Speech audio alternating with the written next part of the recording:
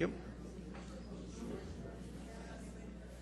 Was that a really strange selfie, Councillor?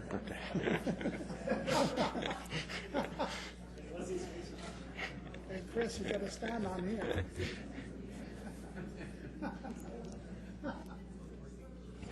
Okay. You do need to turn your mic off to say that. Yes. And I'll call the meeting to order. Good evening, everybody. My name is Richard Stewart. I'm the Mayor of Coquitlam, and Council joins me in welcoming you all to tonight's, I don't think I've ever said this about a council meeting before, to tonight's festivities. This is a feast. This is a wonderful opportunity to acknowledge some neat achievements and a really wonderful person. I see some other wonderful people in the audience. I see School Trustee Jerry Wallace. Thank you for coming. I see former Councillor Doug McDonnell. I see former Fire Chief Doug Johnson. I see Ted Klassen. I see Norm Cook. I'm going to stop there because there's lots of people who used to be important in the audience.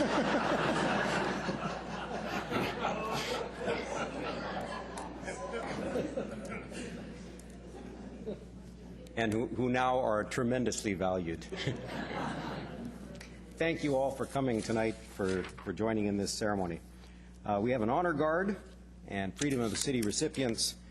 They're out in the foyer right now, and I will invite the honor guard to escort our Freedom of the City party into the council chambers.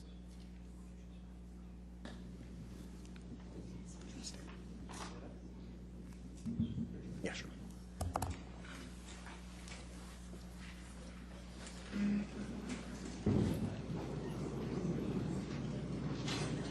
Feel free to sing something.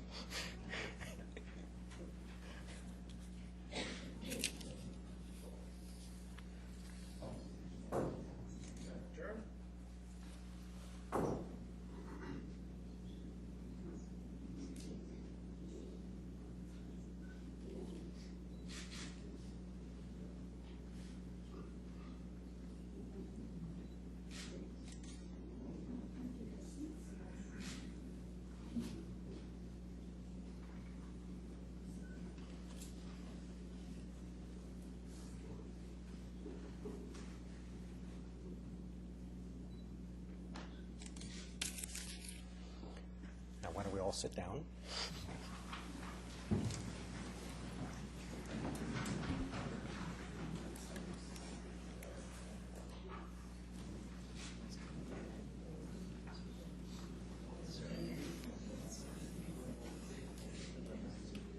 Tonight, we're adding to the ranks of Freedom of City recipients, or proposing to in any case. It's item number 1 on our agenda, and I would accept a motion to confer upon Mr. Don Cunnings Freedom of the City.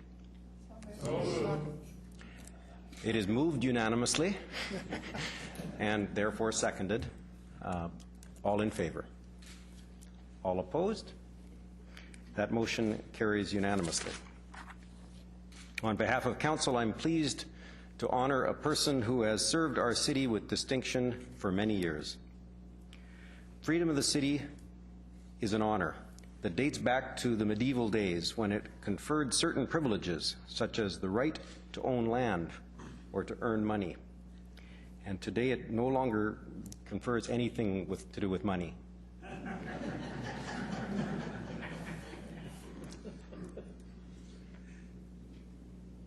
Today it's the highest honor a municipality can bestow. It's reserved for citizens with truly exceptional achievements.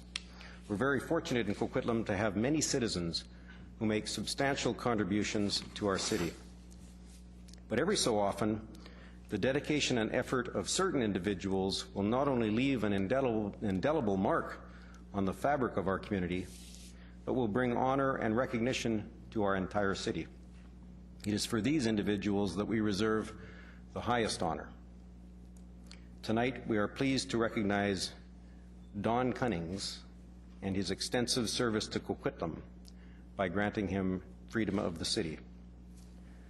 Don is Coquitlam's 11th recipient of this honor. Some of our other honored recipients have joined us here today.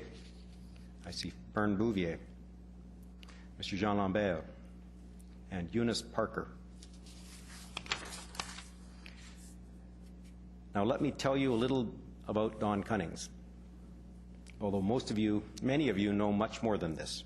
As you know, Don worked for the city for almost 4 decades, working his way up through the ranks.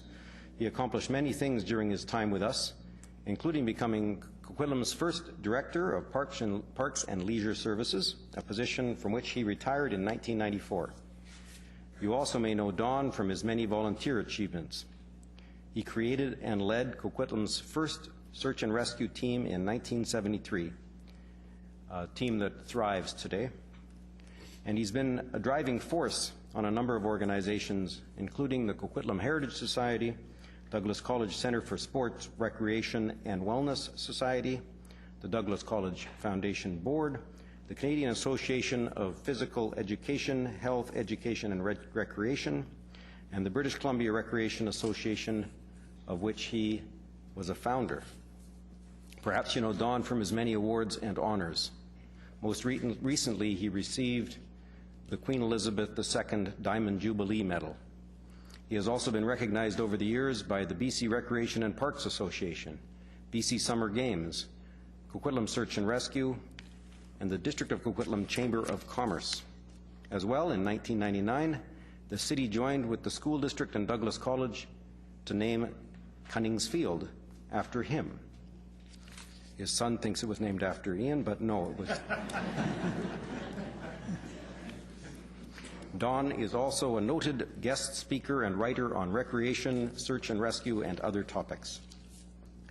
And one facet of Don Cunnings, a facet well known to those of us who worked with him, was his command of obscure words of the English language. Don Cunnings was in charge when I joined Coquitlam Parks and Recreation in 1976 as a lifeguard, and I worked under Don for 2 decades in various roles, and while I wrote many reports and memos up to him, the interesting ones were those that came back down from on high. I won't propound the conjecture that he is linguistically omniscient, but terminologically speaking, his lexicon is incontrovertibly transcendent. And he may be the only one in the room that understood that. What you may not know about Don Cunnings, though, is that as a youth he could hardly see because of cataracts. Yet he still went on to become an award-winning gymnast and to inspire and mentor other athletes long before an operation fixed his vision. This shows a strength of character that has been Don's hallmark throughout his life and that has led to the accomplishments that are worthy of tonight's honor. I'm going to turn to Councillor Sikora. Councillor Sikora had a job before he was councillor. He had several jobs before he was councillor, and one of them was councillor. Well, he was also a past mayor for 15 years here in Coquitlam, and one of the reasons he was a successful mayor was Don Cunnings. Lou. Thank you, Mayor. Those words are very, very perfect for Don. The one thing that I might say that Don is probably the most respected person that I know, and certainly as far as I'm concerned. The fact is, you mentioned I was a mayor for many years with Don Cunnings, the Parks and Recreation Director. One thing about Don, that he made all the politicians look good. He was ahead of all the politicians by so far with his vision and his ideas that made our life very easy. And he got along with every sports organization and everything in his life. And I remember we had a convention in, I think it was on Vancouver Island in Duncan. And Don Cunnings phoned my room and he said, "Mayor, can I come and see you for a few minutes?" "Sure, come on in." So he had a roll of papers on his arm and he came in and he unrolled this paper and he was rolling back and forth. Then my shoes were on the floor, so he put one shoe in one corner, one in the other corner to keep the papers down. And he says, "What do you think about this?" I said, "What is it?" "Oh," he says, "it's a stadium." He had drawn up a stadium in Coquitlam Center, and he said, "What do you think of it?" I said, "I think it's very, very good, Don." He says, "Can I show it to the other council members?" I said, "Sure." So we invited all the council members into my room, and that's where the We could stop the story now if you want it.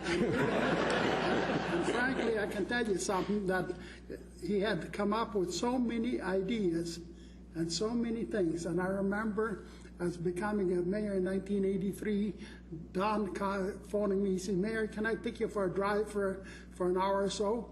Up comes a van with Don as a driver, and he took me through all these baseball fields and everything else. And those days, the baseball fields had mattresses on the back of the backstop so the ball wouldn't go out.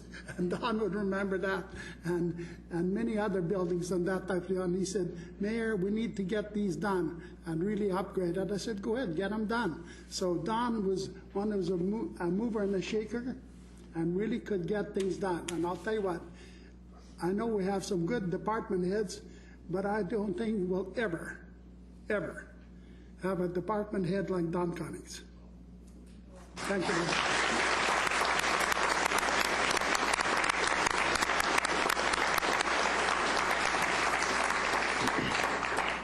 Very well put, Lou. That eloquence was why, when Lou asked me for 30 seconds before the meeting, I was pleased to grant him the 30 seconds. We will also present Don with a special Freedom of the City medal and pin. But right now, on behalf of City Council and the City of Coquitlam, I'd like to present Don with this framed scroll, which reads, "Freedom of the City is conferred upon Don Cunnings, whereas Don Cunnings has served the City of Coquitlam for many decades as a city employee and heritage champion through his work in areas of education, search and rescue, physical education, and recreation, and through his numerous volunteer efforts. And whereas Don Cunnings' outstanding achievements have made a significant and sustained contribution to the city's life and culture and have been recognized and honored outside Coquitlam. Therefore, he has been awarded Freedom of the City by the City of Coquitlam effective May 5th, 2014. Freedom of the City is the highest honor that Coquitlam grants to those who have served the community with great distinction. Presented on behalf of Council of the City of Coquitlam, Richard Stewart, Mayor. You don't get this one. I'm keeping it. No, you get this one too, but someone's going to be presenting you right now with a framed version of it and a city pin. And that would be you two. So if Don could step forward.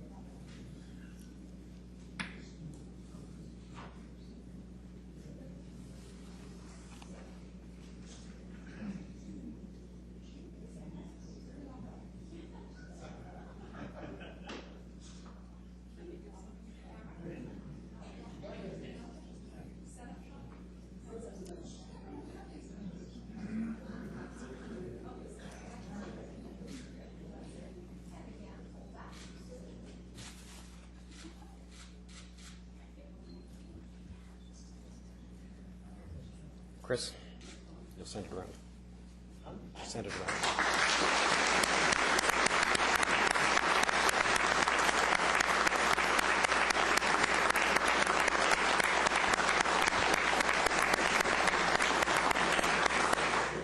I don't know if I need to ask this, but Don, do you have anything to say? He never has anything to say. It's, as you all know, Your Worship, it's not one of my proclivities. But sincerely wish to thank Council for this unbelievable honor. When I got your letter just before Christmas, I said to my wife Betty, who deserves a lot of credit for what happened here tonight, that they got to have the wrong guy, truly. But this was kind of a, what would I say, I don't know if it's an antegrade or retrograde cardioplegic moment.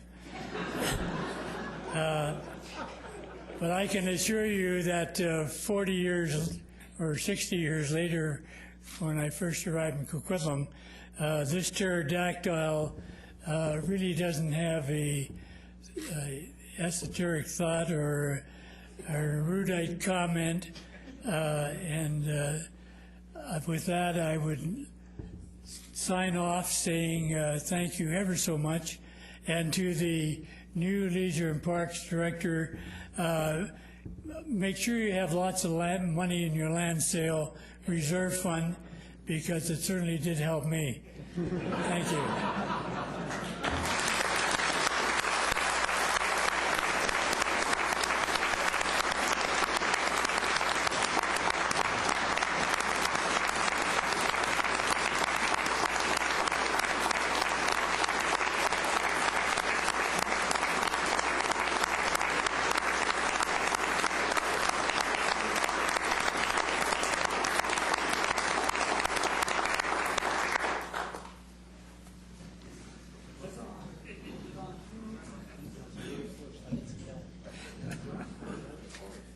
Well, and those investments continue to help the children of today, so we thank you very much for that.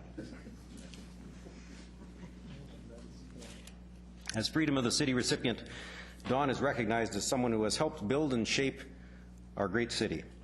I'd now like to call the past recipients who are here tonight to join Council so that we can present each of you with a lapel pin. We've designed a little lapel pin for Freedom of the City. It's a very, obviously a very short print run, and 11 of them, and so everyone can have a lapel pin that is a little bit easier to carry around than the full pin. So if you, the other three step forward, please. I've got council members who've urgently volunteered to step forward and pin you.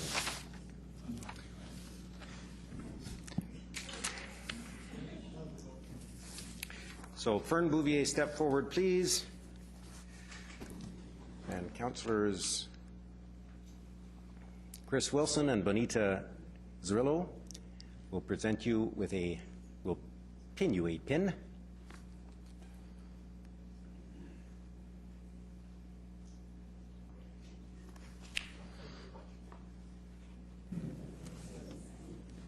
Now, I've known Fern most of my life. His wife was my substitute teacher in grade 2.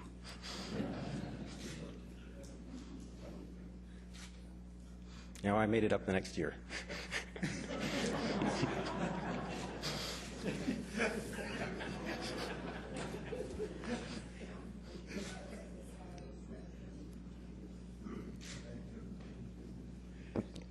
Jean Lambert, step forward, please.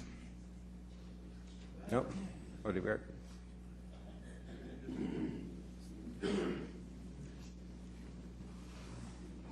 I've known Jean Lambert most of my life. He was my scout leader. He was my scout leader. And I passed scouts.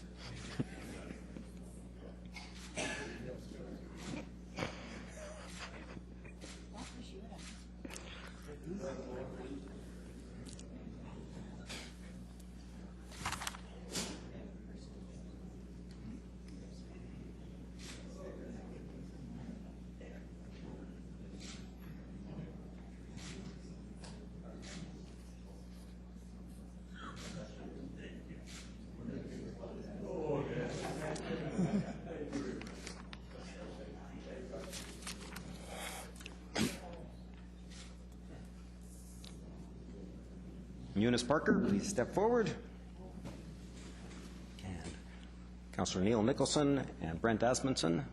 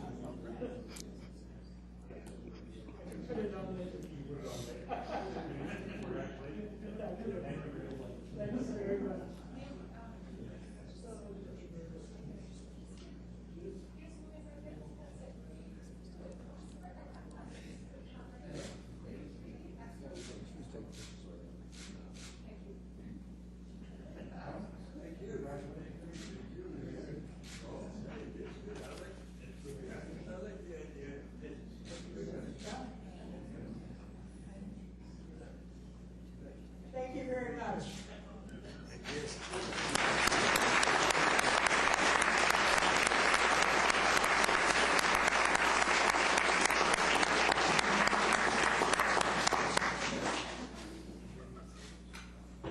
Thank you.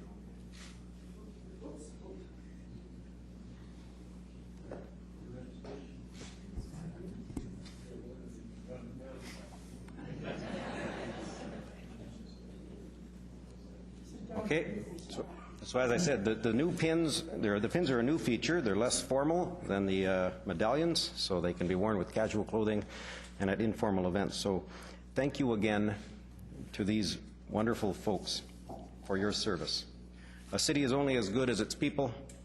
People like Dawn and our other Freedom of the City recipients are examples of what can be achieved with leadership, commitment, and vision.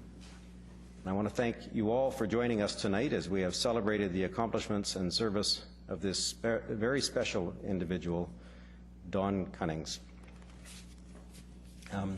We've been trying to work out how we're going to do this, but we figured all of you are probably going to be fascinated by the next half an hour, 40 minutes of democracy. It's so exciting. We're going to go through the council agenda. We have one more honor, and then we will go through the council agenda, and we're hoping that we'll be able to, council has all agreed that we're going to, tighten up our comments, make sure we're really efficient, and we'll be in a reception. We'll be able to join you in a reception. We're shooting for 8, but that might be setting it too, because Dawn spoke for too long.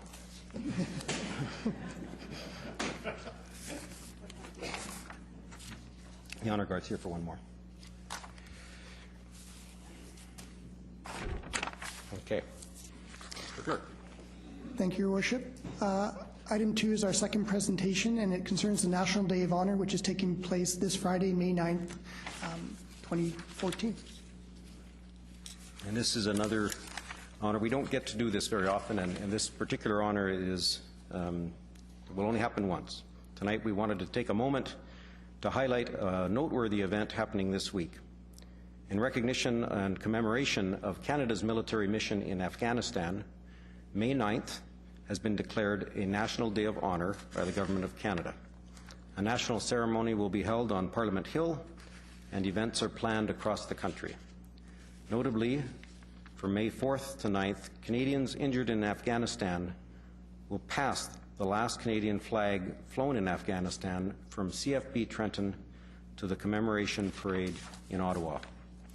This Day of Honor provides an opportunity to pay tribute to the fallen, to honor the sacrifices of the wounded, and to acknowledge the special burden borne by military families. The day will also recognize the contributions of Canadian law enforcement and civil society.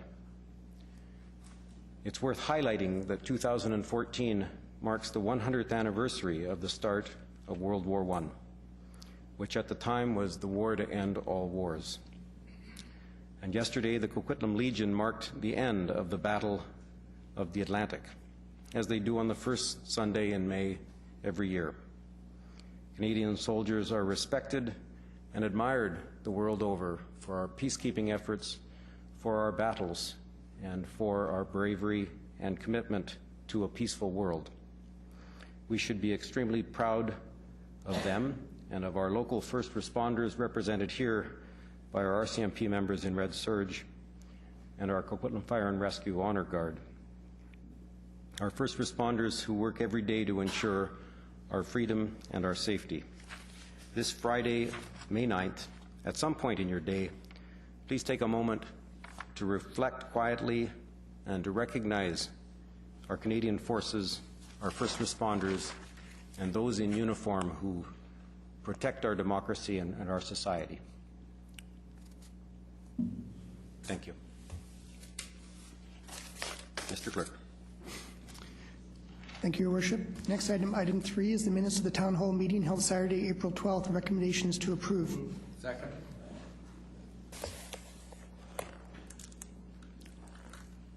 I can do that. Why don't we excuse the fire department and the honor guard if they wish?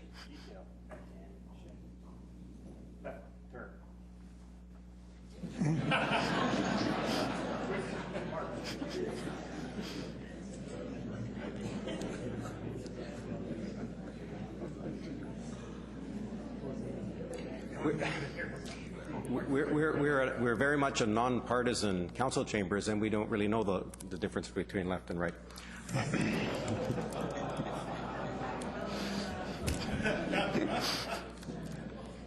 I'm going to start over again here. So the motion is the minutes. The town hall meeting, moved by Councillor Asmundson, seconded by Councillor O'Neill. All in favor, opposed, carried unanimously.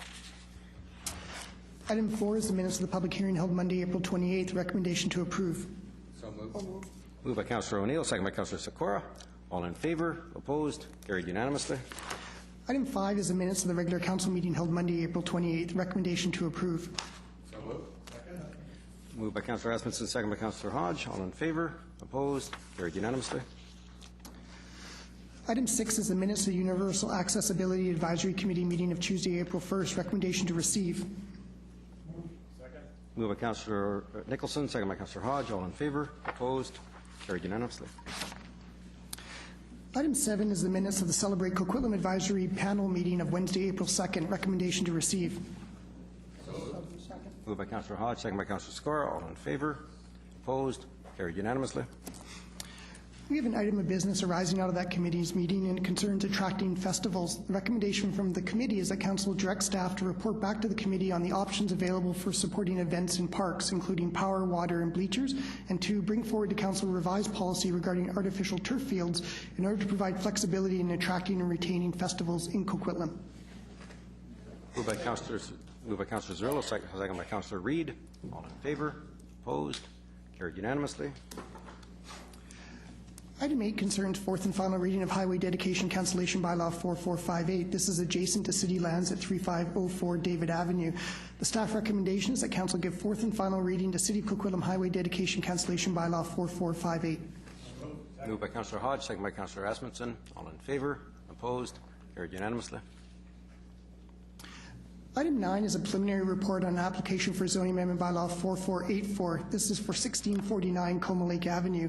The staff recommendations that council give first reading to City of Coquitlam zoning amendment bylaw 4484 and that bylaw 4484 be referred to public hearing. Second. Moved by Councillor Asmundson, second by Councillor O'Neill. First reading and a public hearing. All in favor, opposed, carried unanimously.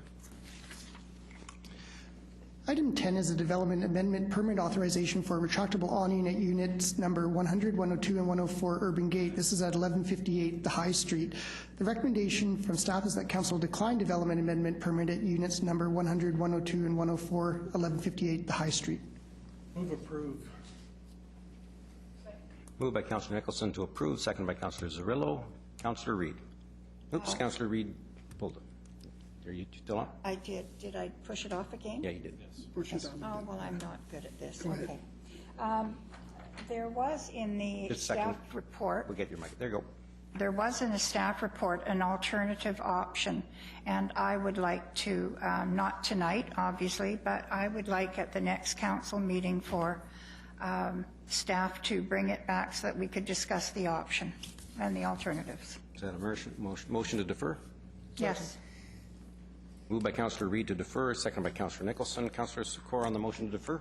Yeah, thank you very much, Mayor. You know, I think that this one, you know, we got a big crowd here tonight, so I don't want to carry on, you know, to really stall this, but certainly, you know, I think it's high time that this canopy was put up and being able to serve, you know, better the vegetables and the things that this gentleman is selling. What is happening in there that... Councillor Sikora, it's only on the motion to defer. Yeah, okay.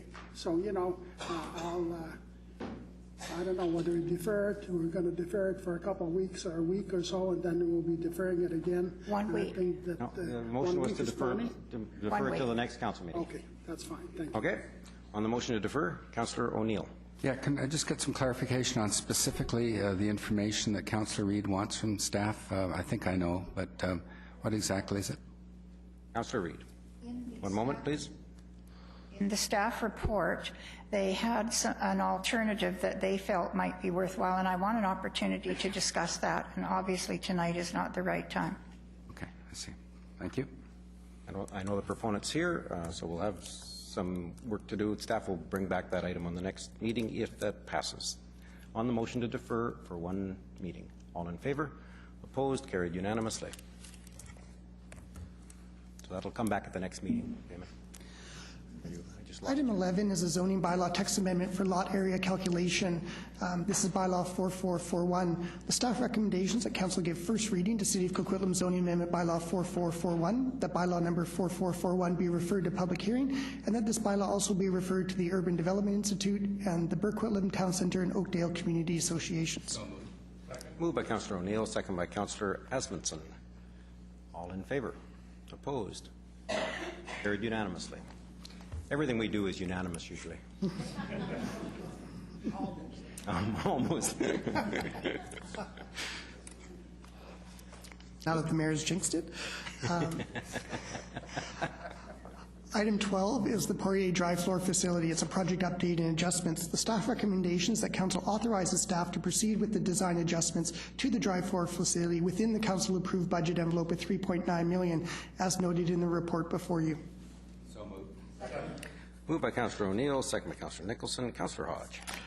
Yes, I'm really happy to see that this is moving along. We've had a lot of discussion out in the community with the sports groups, and I think that any time that we can come in with a better designed building and still keep it within budget, I think that's a win for the citizens of Coquitlam, the residents here, and also for the sports groups. So I'm really happy that we're able to move the change rooms to within the structure. I think getting 4 washrooms instead of just having 2, so that now each change room has its own, I think is a real bonus. And I think also doing the aluminum cladding around the exterior is going to be better than fencing in order to protect the structure. So I think those are all good improvements. A couple of questions that have come up that I've received from the sports community, and that is, will the user groups have a chance to have some input to look at the designs? I know that we're sort of seeing them for the first time tonight. Is there going to be an opportunity to meet with the user groups? Yes, through your worship, yes, we're prepared to actually sit down with the user groups with the current design at any time. Perfect, thank you. And I know that this was originally primarily a practice facility, but it's going to be now we're going to be able to play games in there, particularly lacrosse, ball hockey, some of the groups. So it's going to have score clock. It's going to have some seating for spectators. Do we have any idea of sort of what the seating capacity might be, or how many spectators? Yes, thank you. Through the chair, we haven't decided exactly how many. We're assuming that we could take up to in the ballpark of 30 to 40 with the tip and roll bleachers that we're proposing. Okay, good, thank you. As I said, I know there's been a lot of excitement in the sports community and anticipation and expectations for this building, and it'd be nice if Don had left some of that money behind, because he talked about earlier, because it's fitting on a night that we're honoring Don that we're talking about another sports facility here in Coquitlam. And I think that what's great about this facility is I'm told that people are lining up to book time, and that there was probably almost, I think, last report I heard that the request for floor time, when allocated between 9 a.m. and midnight, it's reached about 95% capacity. And I think that's amazing to have a facility like this before it's open, already having the user groups line up to use it. And such a variety of groups. I mean, there's ice hockey teams. Dogwood has about 4 or 5 teams that are groups that are looking to use it. So I think the diversity of the number of users, I think, is excellent, and I think it just goes to show that if you build it, they will come. So look forward to seeing it. Thank you. Oh, you have no more questions? Okay. I've asked staff to put the rendering of this up in case anyone was bewildered by what we were talking about. It's this building here, corner of Poirier and Winslow. Councillor Zerillo? Yeah, I had a question, but before I mention my question, just to that point from Councillor Hodge about the user groups having some input, is that to the external look of the building that we're going to open it up to some of the user groups?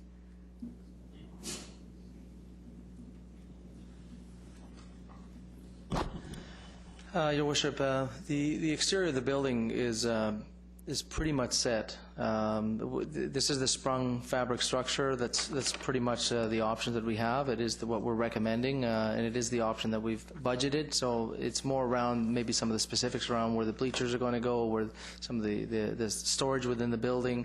There's going to be some landscaping around the building as well. So some of those are. We will have information to provide the public, but the actual look of the structure is pretty much set.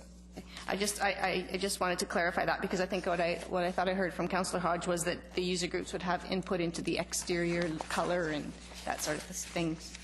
At this point, our view is that unless Council directs us otherwise, the design, as you see, the rendering is pretty much what we're going to go with. Yeah, that's good. I just wanted to clarify that. So my question was, I'm looking at page 6, which is construction staging, and it talks about a portion of the Dogwood parking lot that will be required for staging, and I'm wondering how this will affect the farmers market, because it's going to start in June, which is really the high season for our farmers market. So has there been a plan made for where, if that needs to be relocated? Okay, thank you through the chair. Yes, the construction staging and where we store our supplies will be in that very first parking lot. It will displace the farmers market. We haven't determined where that will go yet. There are other locations within Poirier precinct that could be available. Okay, so I guess we'll be hearing about that. That'll come up. So to follow on with that is just the idea that there is note in the report that there will be some configuration needed to the parking lot, and I just wanted to confirm that any configuration of the parking lot, either for the construction or even after, is part of this $3.9 million budget. It's in the budget for the parking lot. We will only be spending up to $3.9 million for everything you see in the report. Thank you so much. Thank you. Councillor Sikora. Yeah, thank you, Mayor. Certainly, this thing was supposed to be open in the spring, September for sure at the latest. And I'll probably would be lucky if it opens in November. And I got a lot of respect for our new general manager, just taken over a couple of months ago, and he's pulling his hair out, I know that. But if Mr. Cunnings would have been our general manager for Parks and Recreation, this would have been built 1.5 years ago. Yes. Okay. He's implying that it would have been built before council approved it. He was good that way. It's not a case of approving or not. He would have moved the mayor and the council members way ahead of time to get things done. That's the way he operated it. Okay, Mary, just Thank you. Councillor O'Neill. Yes, just a question about the change of the project. Was going to have a urethane floor, and now it's going to be polished concrete, and that decision was apparently made in consultation with sporting groups, and because the urethane flooring apparently was not suitable for them. Polished concrete can be used by the two main sporting groups. What about, is polished concrete better for all the other sorts of usage envisioned rather, such as even a community festival, farmers markets, an arts and culture event, seniors, those sorts of things, because this is a real multi-use building, and is the polished concrete good for those as well? Yes, Your Worship. Polished concrete is actually the most universal, albeit as you increase with specialization of events, you might be able to get more specialized types of flooring. But what is occurring with the polyurethane floor is that not just with the two prime sport users, it really doesn't work for ball hockey, it doesn't work for lacrosse. It creates gouging on the floor, tire maintenance, and for their sport, it actually does not translate well to the actual sport itself because of that is a prime consideration. We have spoken to the Dogwood board representatives and have explained to them the universality of the facility, and it's important that we have a flooring that can accommodate all of the users. And if we had a product like polyurethane that actually is not usable by two of the larger sporting types, I think we would have an issue with the facility. So we have gone with the highest universality material, and it is cost-effective as well. Good, and I think if there's going to be some final consultation with the two main sporting groups, that we should seek some input on the final configuration from some of the other potential users of this as well. Thank you. Thank you. No other speakers? The question is the design changes. All in favor? Opposed? Carried unanimously.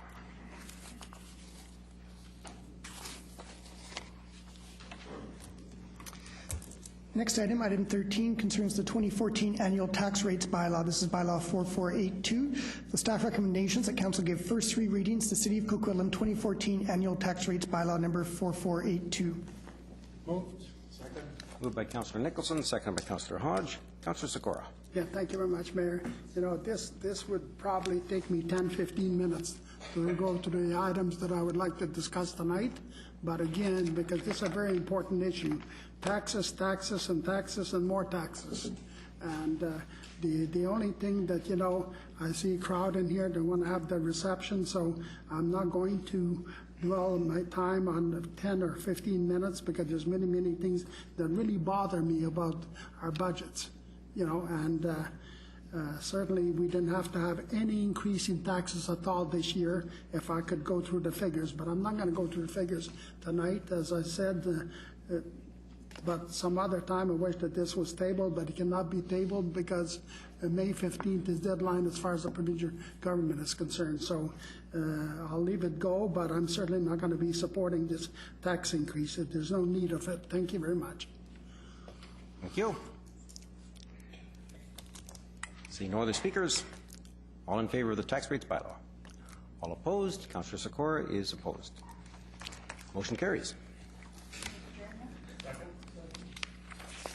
Moved by Councillor Reid, second by Councillor Nicholson to adjourn. All in favor? Opposed? Carried unanimously.